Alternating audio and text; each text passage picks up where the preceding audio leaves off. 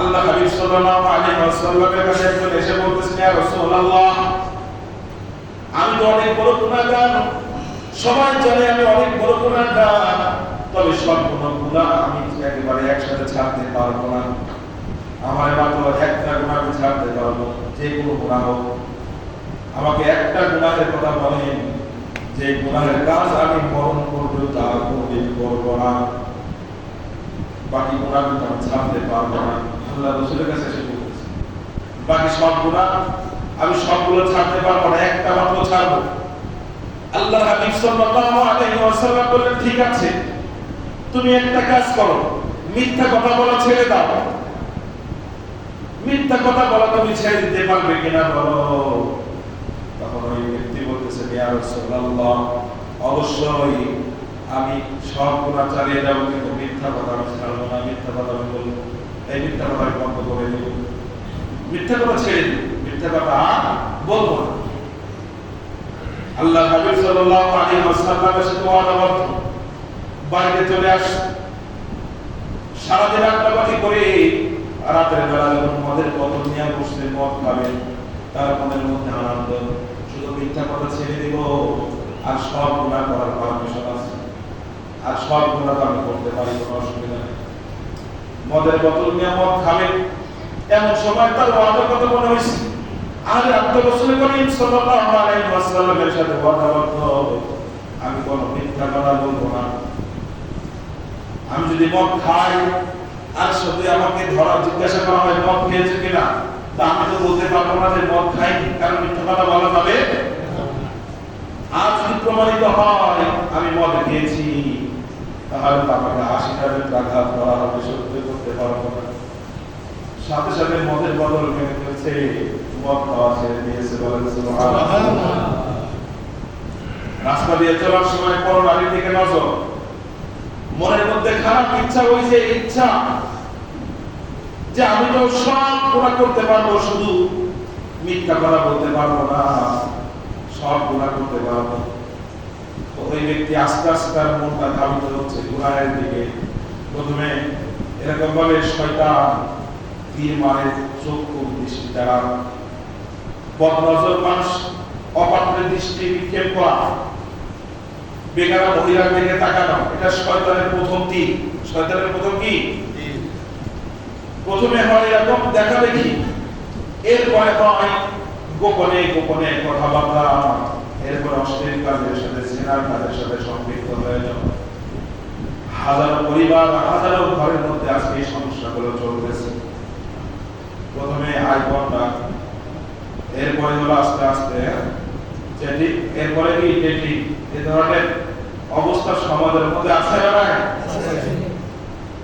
ওই ব্যক্তি তখন মনে করতেছে, আমি যদি আস্তে আস্তে এরকম ভাবে ধাপে ধাপে গুনাহগুলো করতে থাকি, এক সময় তার সাথে আমার সিনায়ের সম্পর্ক হয়ে যাবে। আর যদি জিজ্ঞাসা করা হয় তুমি সিনা করেছো কিনা, আমি তো মিথ্যা বলতে পারবো না, আমাকে মিথ্যা কথা বলা নিষেধ। তখন যদি বলেই ফেলি যে হ্যাঁ আমি সিনা করেছি, তো আমাকে তো সবকে ছাড় করা হবে বিবাহিত হলে, আর অবিবাহিত হলে তাকে কমসে কম 100টা আঘাত করতে হবে। এই মার সহ্য করতে পারবো না, অপমানের গ্লানি সহ্য করতে পারবো না, সাথে সাথে খাটি দিলে তো আবার করছে যে আমি আর জিনা করবো না। সুবহানাল্লাহ। শুধুমাত্র একটা আজমকে যজন করছে জীবনে, যতদিন বেঁচে থাকবো আর কোনোদিন মিথ্যা কথা বলবো না।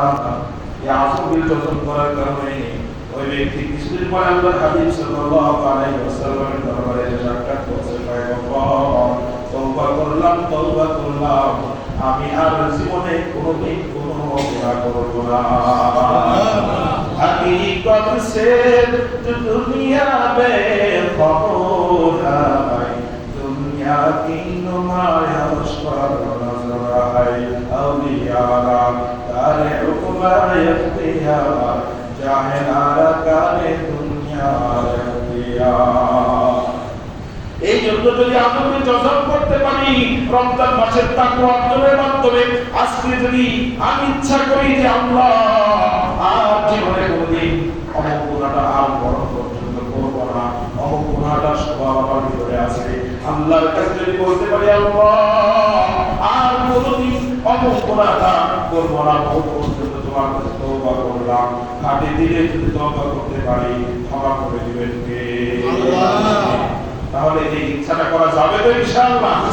হ্যাঁ, তাহলে কমস কম আজকে থেকে আমরা নিয়ত করি, আল্লাহ আমার তো অনেক গুনাহ আছে, আমি এই গুনাহটা মৌত পর্যন্ত করব, এই গুনাহটা মৌত পর্যন্ত করব না। এই যে এই ব্যক্তির ঘটনা শুনলাম যে একটা গুনাহ ছাড়ার বদলতে আল্লাহ তাআলা তাকে সব ধরনের গুনাহ থেকে হেফাজত করেছেন। সুবহানাল্লাহ। পারবো তো ইনশাআল্লাহ? আল্লাহ পাক রব্বুল আলামিন আমাদের সবাইকে তৌফিক দান করেন। ওয়া মা আলাইনা ইল্লাল বালাগ। আপনারা পড়ে الذي أرسله الله تعالى بالحق بشيرا ونذيرا وداعيا إلى الله بإذنه وسراجا منيرا. أما بعد فأعوذ بالله من الشيطان الرجيم. بسم الله الرحمن الرحيم.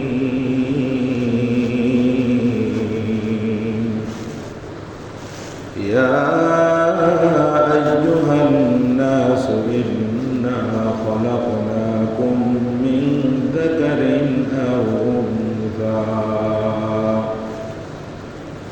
وجعلناكم شعوبا وقبائل لتعارفوا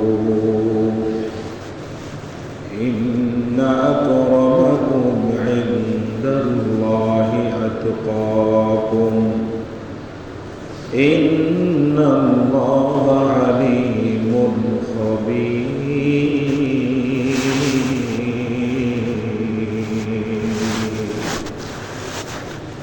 صدق الله العظيم.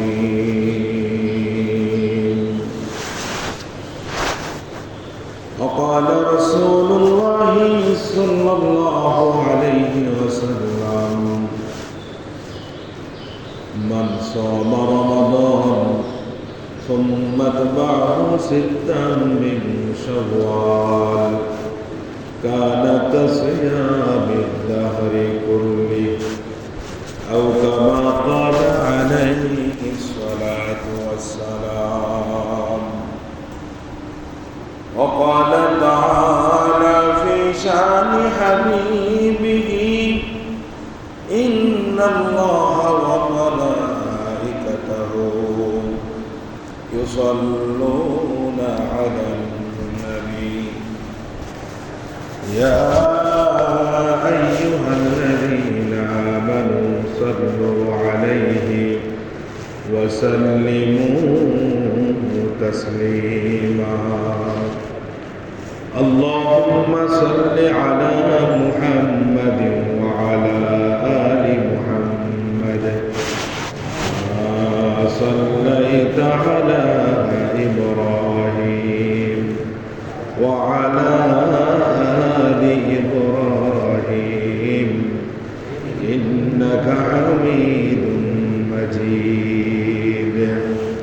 اللهم بارك على محمد وعلى آل محمد كما باركت على إبراهيم وعلى آل إبراهيم إنك حميد مجيد. بلغ العلا بكماله كشف الدجى بجماله حسنت جميع خصاله صلوا عليه وآله. توحيدك يا بانات सीनों में है हमारा आशा नहीं मिटाना. شاء بلغ العلا بكماله كشف الدجى بجماله حسنت جميع خصاله صلوا عليه وآله لا إله إلا الله جل لا إله إلا الله لا إله إلا الله لا إله إلا الله لا إله إلا الله لا إله إلا الله যার দিলেতে আছে আল্লাহর ভয় যার দিলেতে আছে আল্লাহর ভয় আল্লাহ আল্লাহ সব সময় দুনিয়াদারি ভালো লাগে না দুনিয়াদারি ভালো লাগে না আল্লাহ আল্লাহ সব সময় লা ইলাহা ইল্লাল্লাহ লা ইলাহা ইল্লাল্লাহ লা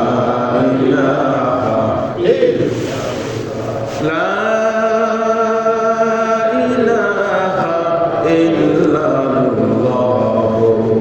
মুহাম্মাদুর রাসূলুল্লাহ সাল্লাল্লাহু আলাইহি ওয়াসাল্লাম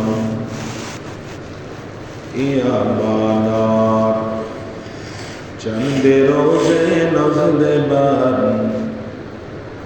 در حقیقت مالک ہر شے خدا ہر کے دارد خوف حق در دل مداغم جنت المأوی ہر اورا مقام تو ہی قاضی جلیل اللہ جہادگر بہر کارے تو ہی میرا نگہدار اولیاء کار عقبہ اختیار جاہلارا کار دنیا اختیار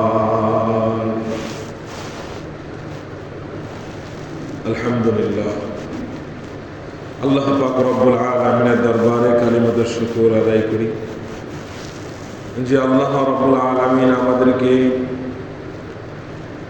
শত শত নাজ ও নিয়ামতের মধ্যে ডুবে রেখেছেন জুমআর নামাজ আদায় করতে আসবার তৌফিক দান করেছেন সুস্থ রেখেছেন যে আল্লাহ রব্বুল আলামিন আমাদেরকে এত নাজ ও নিয়ামত দান করলেন সে আল্লাহ পাক রব্বুল আলামিনের দরবারে সকলেই কালিমাতুশ শুকর আদায় করি সকলেই বলি আলহামদুলিল্লাহ প্যারে হাজিরিন রমাদানুল মুবারক আমাদের থেকে বিদায় হয়ে চলে গেছে শাওয়াল মাস চলমান আজকে শাওয়াল মাসের সপ্তম দিন 7 তারিখ রমাদানুল মুবারক দীর্ঘ একটা মাস আমরা রোজা রেখেছিলাম সালাতুত তারাবিহ আদায় করেছিলাম ইফতারি সাহারি সহ আল্লাহ পাক রব্বুল আলামিনের রেজাবন্দিগি অর্জন করার জন্য তাকওয়া অর্জন সহ অনেক আমলের সাথে আমরা সময়কে অতিবাহিত করেছি রোজার মাস ছিল আমাদের জন্য একটি ট্রেনিং করার একটি মাস বাকি 11টি মাস আমি কিভাবে চলব আল্লাহর ভয় আমি যেন আমার সিনার মধ্যে লালন করে 11টি মাস সুচারুরূপে সুন্দরভাবে আল্লাহ রাব্বুল আলামিনের হুকুম, আল্লাহর হাবিব সাল্লাল্লাহু আলাইহি ওয়াসাল্লামের সুন্নাত তরিকা মেনে যেন চলতে পারি। এই জন্যই আমরা 1টি মাস ট্রেনিং করেছি রোজার মাসে। সকাল থেকে সন্ধ্যা পর্যন্ত না খেয়ে থেকে জৈবিক চাহিদাকে যেরকমভাবে কোরবানি করে দমন করে নিজের মধ্যে যে একটা পৈশাচিক যে শক্তি সেটাকে দমন করে আল্লাহ রাব্বুল আলামিনের হুকুমের উপরে যেভাবে আমরা চলতে পেরেছি, ঠিক 11টা মাস প্রত্যেকের ভিতরে যে খারাপ নফস, মনের মধ্যে যেই গুনাহের কামনা বাসনা, এগুলোকে দমন করে আল্লাহর পথে যেন চলতে পারি, আল্লাহর ভয় অন্তরের মধ্যে লালন করে যেন চলতে পারি। এই জন্যই আল্লাহ পাক রব্বুল আলামিন আমাদেরকে রমাদানুল মুবারক দান করেছিলেন। হাসপাতালে ভর্তি হওয়ার পর ট্রিটমেন্ট নিয়ে আপনি যখন সুস্থ হয়ে বাড়িতে ফিরেন, তখন ডক্টর সাহেব আপনাকে কিছু নিয়মকানুন বলে দেয় যে এইরকমভাবে আপনি চলতে হবে, আর এই ওষুধগুলো আপনাকে খেতে হবে, তাহলে আপনি সুস্থ থাকবেন। কথা বলেন, এমন হয় কি হয় না? তো আল্লাহ পাক রব্বুল আলামিন আমাদেরকে আমাদের রূহের চিকিৎসা করানোর জন্য, আমাদের ভিতরের খারাপ নফসকে দমন করার জন্য, আমাদের মনচাহি জিন্দেগি, এরপরে জিহ্বার লালসা, অন্তরের কামনা বাসনা, এগুলোকে দমন করার জন্য এই যে 1টি মাস আমরা চিকিৎসা কেন্দ্রে ভর্তি ছিলাম, তাকওয়ার হাসপাতালে আমরা যে 1টা মাস ভর্তি ছিলাম, রমজান মাস যখন আমাদের থেকে বিদায় হয়ে চলে যায়, তো কেমন যেন আল্লাহর হাবিব সাল্লাল্লাহু আলাইহি ওয়াসাল্লাম আমাদেরকে আরো 6টা ওষুধ লিখে দিলেন, যে এই 6টা ওষুধ যদি তুমি লিখতে পারো, এই 6টা ওষুধ যদি তুমি ঠিকমতো পালন করতে পারো, তাহলে বাকি 11টা মাস সঠিকভাবে চলার যোগ্যতা অর্জন হয়ে যাবে। সুবহানাল্লাহ। সেটাই হলো শাওয়ালের 6 রোজা। ডাক্তার যেমন হাসপাতাল থেকে ফেরার সময় 6টা ওষুধ লিখে দেয়, তো আল্লাহর হাবিব সাল্লাল্লাহু আলাইহি ওয়াসাল্লাম আমাদেরকে এরকম 6টা ওষুধ দিয়ে দিলেন, যে এই 6টা ওষুধ যদি তুমি পালন করতে পারো, শাওয়ালের 6টা রোজা যদি তুমি রাখতে পারো, 1টা বছর রোজা রাখার সওয়াব আল্লাহ রাব্বুল আলামিন দান করে দিবেন। সুবহানাল্লাহ বলেন। قال رسول الله صلى الله عليه وسلم من صام رمضان ثم تبعه 6 من شوال كان كصيام الدهر كله أو كما قال عليه الصلاة والسلام। আল্লাহর হাবিব সাল্লাল্লাহু আলাইহি ওয়াসাল্লাম হাদিস শরীফের মধ্যে ইরশাদ করে বলেন, যে ব্যক্তি শাওয়াল মাসের 6টা রোজা রাখবেন, আল্লাহর হাবিব সাল্লাল্লাহু আলাইহি ওয়াসাল্লাম বলেন, এই ব্যক্তি শাওয়ালের 6টা রোজা রাখার দ্বারা, 6টা রোজা যদি রাখতে পারে, 1টা বছর রোজা রাখার সমান সওয়াব আল্লাহ পাক রব্বুল আলামিন তার আমলনামায় দান করে দেন। কানা কাসিয়ামিদ দাহরি কুল্লি, সে যেন পুরা 1টি বছর রোজা পালন করলো। রোজা যেমন তাকওয়া অর্জন করতে সহায়ক, আল্লাহ পাক রব্বুল আলামিন আমাদেরকে তাকওয়া অর্জন করার জন্য 1টা মাস রোজা দান করেছিলেন। রোজার মাসে কিন্তু চাইলে ইচ্ছা করলেও আমরা গুনাহ করতে পারি নাই, গুনাহ করি নাই। জবান দিয়ে রোজা রেখে মিথ্যা কথা বলি নাই, অশ্লীল কথা বলি নাই। অনেক সময় জায়েজ কথা সেটাও কিন্তু রোজা থেকে আমরা বলতে পারি নাই। এই রোজা কেমন যেন আমাদেরকে শিক্ষা দেয়, রোজা থেকে অনেক হালাল খাদ্য যখন তুমি খাইতে পারো নাই, হালাল কামনা বাসনাও অনেক সময় তুমি পুরা করতে পারো নাই, আল্লাহর নিষেধ ছিল। গোলাম, যদি তুমি একটা মাস এইরকম ট্রেনিং অর্জন করেছো, এই ট্রেনিং অর্জন করার দ্বারা বাকি 11টা মাস কমাস কম হারাম থেকে তোমার নিজেকে বাঁচানোর জন্য সহায়ক হয়ে যাবে।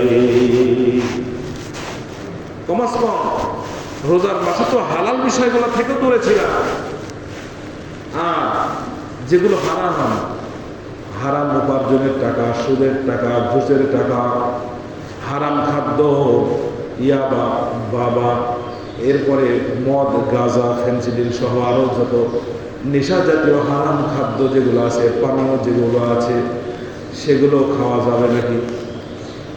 আমি তো একটা মাস হালাল খাবার যেগুলো আল্লাহ নিষেধ করেছিলেন একটা নির্ধারিত সময় সকাল থেকে সন্ধ্যা পর্যন্ত, হালাল খাবার থেকে যদি আমি বিরত থাকতে সক্ষম হই, একটু যদি ইচ্ছা করি, একটু যদি মনের মধ্যে নিজেকে বুঝাইতে পারি এই একটা মাস আমি হালাল খাবার থেকে দূরে ছিলাম, আল্লাহর আদেশ নিষেধগুলো আমি মানতে সক্ষম হয়েছি, তাহলে বাকি 11টা মাস আমি কমাস কম হারাম খাবারের থেকে দূরে থাকবো, হারাম পানীয় থেকে দূরে থাকবো। ঠিক কিনা ভাই? এটাই তো তাকওয়া, এটাই তাকওয়া, আল্লাহর ভয়। যে ব্যক্তি সর্বদা নিজের মনের মধ্যে আল্লাহর ভয়কে লালন করতে পারবে, তাকওয়া অর্জন করতে পারবে। কেউ যেটা দেখে না, কে দেখেন? আওয়াজ করে বলেন। আর কেউ যেটা দেখে না, কে দেখেন? কেউ যেটা শোনে না, কে শোনেন? আল্লাহ পাক রব্বুল আলামিনের ভয় হার হামেশা সিনার মধ্যে লালন করা, এটাই তো হলো প্রকৃত তাকওয়া। আল্লাহ পাক রব্বুল আলামিন আমাকে দেখছেন, আল্লাহ পাক রব্বুল আলামিন আমাকে শুনছেন। আমি সবসময় আল্লাহ পাক রব্বুল আলামিনের নিয়ন্ত্রণের মধ্যে আছি। দুনিয়ার সকল চক্ষুকে ফাঁকি দেওয়া সম্ভব, আধুনিক প্রযুক্তির স্যাটেলাইটের চক্ষু ফাঁকি দেওয়া সম্ভব, কিন্তু আল্লাহ পাক রব্বুল আলামিনকে ফাঁকি দেওয়া সম্ভব না। আল্লাহ পাক রব্বুল আলামিন সদা সর্বদা আমাকে দেখেন, শোনেন। এই ধ্যান খেয়াল অন্তরের মধ্যে পয়দা করার নাম হলো তাকওয়া। আর কে দারুল খাউফ হকদার দিল মুদারম, জান্নাতুল মাওয়াদি হাদুরা মাকাম। আল্লাহ হাবিব সাল্লাল্লাহু আলাইহি ওয়াসাল্লাম এই জন্যই তো মুআয ইবনে জাবালকে বলতেছিলেন, মুআয, একটা কথা শোনো, তুমি যে আজকে আমার থেকে অনেক দূরে চলে যাচ্ছ, আমি তোমাকে পাঠাচ্ছি, হয়তো আর কোনোদিন দেখা হবে না। ইয়ামানের গভর্নর হিসেবে তোমাকে পাঠানো হচ্ছে, আর হয়তো কোনোদিন ফিরে আসবে না, অথবা ফিরে আসবে কিন্তু আমার সাথে আর সাক্ষাৎ হবে না। আমি নবী আর হয়তো দুনিয়াতে থাকবো না। এ কথা শোনার সাথে সাথে মুআয ইবনে জাবাল রাদিয়াল্লাহু তাআলা আনহু উটের থেকে গোড়ায় নিচে পড়ে গেছে। আল্লাহ হাবিব সাল্লাল্লাহু আলাইহি ওয়াসাল্লামের ভালোবাসা, যেই নবীকে না দেখলে অন্তর অস্থির হয়ে যায়, অস্থির হৃদয় যে নবীর দিকে তাকাইলে শান্ত হয়ে যায়, যেই নবীর দিকে তাকাইলে চক্ষুর শীতলতা অর্জন হয়, ক্ষুধা নিবারণ হয়ে যায়, এমন নবীকে, এমন এক ভালোবাসার মহব্বতের ব্যক্তিকে আর কোনোদিন দেখতে পাবো না। এই কথা শুনতেই তার শরীরের মধ্যে এমন এক কাঁপুনি চলে আসলো। উটের থেকে গোড়ায় নিচে পড়ে গেছে, পয়গম্বর, আর কোনোদিন হয়তো আপনার সাথে আর দেখা হবে না। আল্লাহ হাবিব সাল্লাল্লাহু আলাইহি ওয়াসাল্লাম তিনিও দু চোখ বেয়ে তার পানি পড়ছে। এমন একজন মুহাব্বতের সাহাবী, তার সাথে আর হয়তো দেখা হবে না। তখন আল্লাহ পাক রব্বুল আলামিন সব কিছু পর্যবেক্ষণ করতেছেন, দেখতেছেন। আল্লাহর হাবিব সাল্লাল্লাহু আলাইহি ওয়াসাল্লাম তখন মুআজকে বললেন, মুআজ শোনো, একটা মূল নীতি শোনো।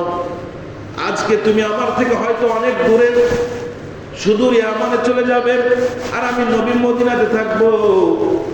হয়তো বাহ্যিকগতভাবে তোমার আর আমার অনেক দূরত্ব হবে, তবে শোনো, আসল প্রকৃত আমার নিকটবর্তী কে একটা মূলনীতি শুনে রাখো, কিয়ামত পর্যন্ত আনেওয়ালা যত উম্মত আছে, যত আমার এরকম ভাবে উম্মতেরা আছে, সবার জন্য এই মূলনীতি, যে ব্যক্তি পৃথিবীর যেই প্রান্তে যেখানেই থাকুক না কেন, যদি কয়েকটা মূলনীতি ফলো করে, ওই ব্যক্তি কাল কিয়ামতের মাঠে সব থেকে আমার নিকটবর্তী হয়ে যাবে। বলেন সুবহানাল্লাহ।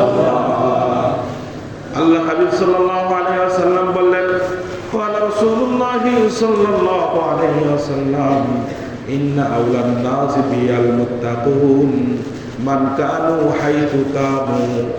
আল্লাহ হাবিব সাল্লাল্লাহু আলাইহি ওয়াসাল্লাম বলেন, কিয়ামতের মাঠে সব থেকে আমার উম্মতের মধ্যে ওই ব্যক্তিরাই আমার নিকটবর্তী হবে, ওই ব্যক্তিরাই আমার নিকটতম অর্জন করবে, আমার নৈকট্য অর্জন করবে, আমার ওই সমস্ত উম্মতেরা, যে ব্যক্তি তোমাদের মধ্যে সব থেকে বড় তাকওয়াবান। সুবহানাল্লাহ। মান কানু হাইতু কানু, যেই হোক না কেন, পৃথিবীর যেই প্রান্ত থেকেই হোক না কেন, ইউরোপ, আমেরিকা, বাংলাদেশ, ভারত, চীন, যেখান থেকেই হোক না কেন, আমার উম্মত যদি অন্তরের মধ্যে তাকওয়া অর্জন করতে পারে, আমার উম্মত যদি সত্যিকার অর্থে আমার ভালোবাসা অর্জন করতে পারে, তাহলে তাহলে আমার সেই উম্মত কিয়ামতের মাঠে আমার সব থেকে নিকটবর্তী হবে। চিৎকার করে বলা যাবে নাকি সুবহানাল্লাহ? আল্লাহ রাসূলের নৈকট্য অর্জন করতে চাই কারা কারা? আরে আওয়াজ করে বলেন, কারা কারা চায়? আমরা তো সকলেই চাই আল্লাহ হাবিব সাল্লাল্লাহু আলাইহি ওয়াসাল্লামের নৈকট্য অর্জন করব, আল্লাহর ভালোবাসা অর্জন করব। তাহলে এটার জন্য সর্বপ্রথম তাকওয়া অর্জন করতে হবে। কি অর্জন করতে হবে?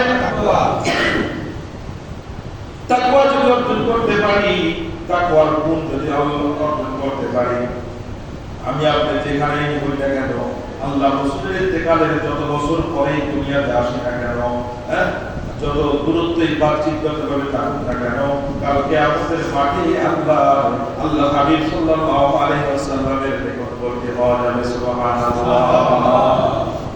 হর কে দারদ খৌফে হকদার দিল মুদা, হর কে দারদ খৌফে হকদার দিল মুদা, জান্নাতুল মাওয়া ফিহা নূরা আশিকারা মিল্লাতু মাযহাব জুদাস, আশিকারা মিল্লাতু মাযহাব খুদাস।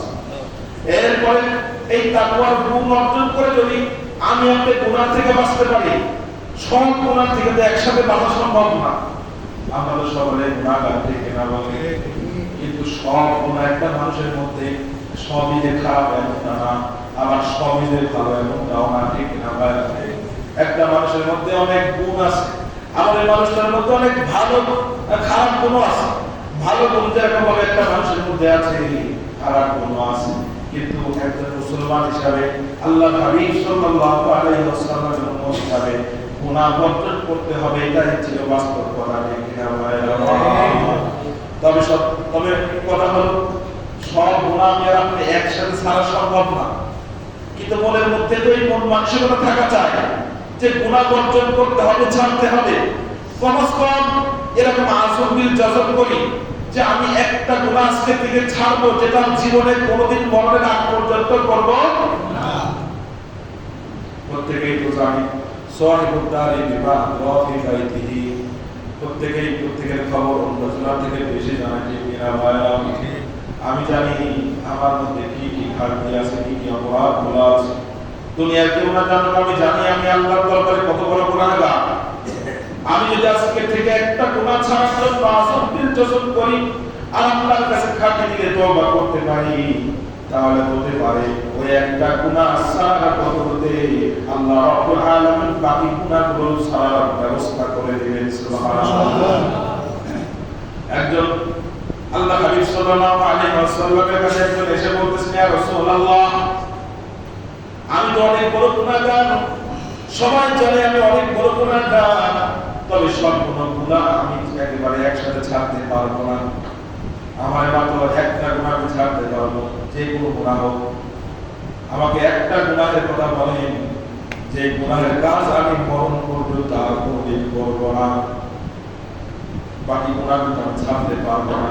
আল্লাহ রাসূলের কাছে এসে বলতেছে, বাকি সব গুনাহ আমি সবগুলো ছাড়তে পারবো না, একটা মাত্র ছাড়বো। আল্লাহ হাবিব সাল্লাল্লাহু আলাইহি ওয়াসাল্লাম বললেন, ঠিক আছে, তুমি একটা কাজ করো, মিথ্যা কথা বলা ছেড়ে দাও। মিথ্যা কথা বলা তুমি ছেড়ে দিতে পারবে কিনা বলো।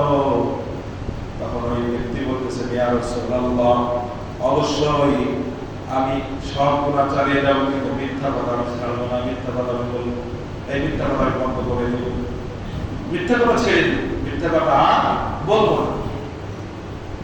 আল্লাহ হাবিব সাল্লাল্লাহু আলাইহি ওয়াসাল্লামের সাথে ওয়াদাবদ্ধ বাড়িতে চলে আসে। সারাদিন আড্ডাবাজি করে রাতের বেলা যখন মদের বোতল নিয়ে বসে মদ খাবে, তার মনের মধ্যে আনন্দ, শুধু মিথ্যা কথা ছেড়ে দিব, আর সব গুনাহ করার পারমিশন আছে, আর সব গুনাহ আমি করতে পারি, কোনো অসুবিধা নেই। মদের বোতল নিয়ে মদ খাবে, এমন সময় তার ওয়াদার কথা মনে হয়েছে, আর আল্লাহ রাসূল করিম সাল্লাল্লাহু আলাইহি ওয়াসাল্লামের সাথে ওয়াদাবদ্ধ, আমি কোনো মিথ্যা কথা বলবো না। আমি যদি মদ খাই আর যদি আমাকে ধরা জিজ্ঞাসা করা হয় মদ খেয়েছে কিনা, তা আমি তো বলতে পারবো না যে মদ খাইনি, কারণ মিথ্যা কথা বলা যাবে।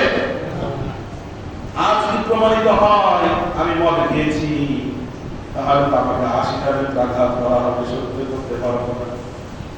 সাথে সাথে মদের বদল ভেঙে ফেলছে, মদ খাওয়া ছেড়ে দিয়েছে, বলেন সুবহানাল্লাহ। রাস্তা দিয়ে চলার সময় পর নারীর দিকে নজর, মনের মধ্যে খারাপ ইচ্ছা, ওই যে ইচ্ছা যে আমি তো সব গুনাহ করতে পারবো, শুধু মিথ্যা কথা বলতে পারবো না, সব গুনাহ করতে পারবো। ওই ব্যক্তি আস্তে আস্তে তার মনটা ধাবিত হচ্ছে গুনাহের দিকে। প্রথমে এরকম ভাবে শয়তান তীর মারে চক্ষু দৃষ্টি দ্বারা, বদনজর মানুষ অপাত্রের দৃষ্টি নিক্ষেপ করা, বেকার মহিলার দিকে তাকানো, এটা শয়তানের প্রথম তীর। শয়তানের প্রথম কি?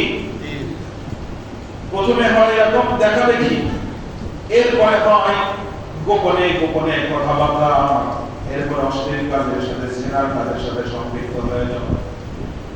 হাজারো পরিবার, হাজারো ঘরের মধ্যে আজকে এই সমস্যাগুলো চলতেছে। প্রথমে আইফোনটা, এরপরে হলো আস্তে আস্তে চ্যাটিং, এরপরে কি ডেটিং। এই ধরনের অবস্থা সমাজের মধ্যে আছে না নাই? ওই ব্যক্তি তখন মনে করতেছে, আমি যদি আস্তে আস্তে এরকম ভাবে ধাপে ধাপে গুনাহগুলো করতে থাকি, এক সময় তার সাথে আমার সিনায়ের সম্পর্ক হয়ে যাবে।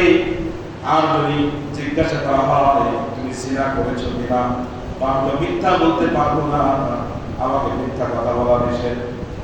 তখন যদি বলেই ফেলি যে হ্যাঁ আমি সিনা করেছি, তো আমাকে তো সঙ্গে ছাড় করা হবে বিবাহিত হলে, আর অবিবাহিত হলে তাকে কমসে কম 100টা আঘাত করতে হবে। এই মার সহ্য করতে পারবো না, অপমানের গ্লানি সহ্য করতে পারবো না, সাথে সাথে খাটি দিলে তওবা করছে যে আমি আর জিনা করব না। সুবহানাল্লাহ। শুধুমাত্র একটা আজকে যজন করছে জীবনে, যতদিন বেঁচে থাকবো আর কোনোদিন মিথ্যা কথা বলবো না। এই আজকে যজন করার কারণে ওই ব্যক্তি কিছুদিন পরে আল্লাহর হাবিব সাল্লাল্লাহু আলাইহি ওয়াসাল্লামের দরবারে এসে সাক্ষাৎ করছে, তওবা করলাম, আমি আর জীবনে কোনোদিন কোনো গুনাহ করব না। हकीकत से जो दुनिया बेखबर है, दुनिया की नुमाइश पर नजर है, औलियारा करे हुक्म इख्तियार, जाहिलारा करे दुनिया इख्तियार। এই জন্য যদি আপনি যজন করতে পারি রমজান মাসের তাকওয়া অর্জনের মাধ্যমে, আজকে যদি আমি ইচ্ছা করি যে আল্লাহ আর জীবনে কোনদিন অমুক গুনাহটা আর বরণ পর্যন্ত করব না, অমুক গুনাহটা স্বভাব আমার ভিতরে আছে, আল্লাহর কাছে যদি বলতে পারি আল্লাহ আর কোনদিন অমুক গুনাহটা করব না, বহু পর্যন্ত তোমার কাছে তওবা করলাম, খাটি দিলে যদি তওবা করতে পারি ক্ষমা করে দিবেন কে? আল্লাহ। তাহলে এই ইচ্ছাটা করা যাবে তো ইনশাআল্লাহ? হ্যাঁ, তাহলে কষ্ট আজকে থেকে আমরা নিয়ত করি, আল্লাহ আমার তো অনেক গুনাহ আছে, আমি এই গুনাহটা মওত পর্যন্ত করব, এই গুনাহটা মওত পর্যন্ত করব না। এই যে এই ব্যক্তির ঘটনা শুনলাম যে একটা গুনাহ ছাড়ার বদলতে আল্লাহ তাআলা তাকে সব ধরনের গুনাহ থেকে হেফাজত করেছেন। সুবহানাল্লাহ। পারবো তো ইনশাআল্লাহ? আল্লাহ পাক রব্বুল আলামিন আমাদের সবাইকে তৌফিক দান করেন। ওয়া মা আলাইনা ইল্লাল বালাগ।